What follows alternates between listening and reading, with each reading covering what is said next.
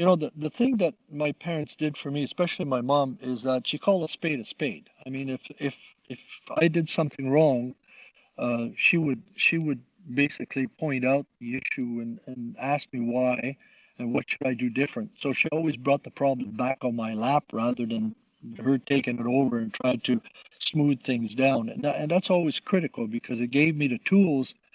She was there to help me realize that, hey, when I do this, this is what happens. And my dad's view was always, you make an action, there's a consequence. And if you're not willing to take the consequence, then select a different decision.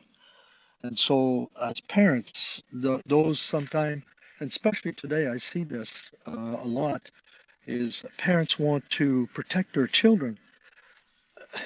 Protecting them is not going to help them. They don't know how to deal with difficult situations, and they have a problem with making, the right decisions. And when they make a wrong decision, it's not their fault. And if you can't accept that you've made a mistake, you can't fix the problem and you can't evolve as a good person anyway. So those are the type of things that my parents instilled in me very quickly, and that's what I did with my children too.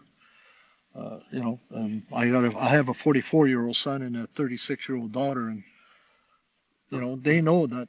Like my son told one of his friend one day, his friend said, "Mr. Fournier, what would happen if you caught Christopher drinking and driving?" I told him, "I call the cops." He went, "You wouldn't." My son, my son turned around. My son turned around and said to his friend, "Oh hell, yes, he would."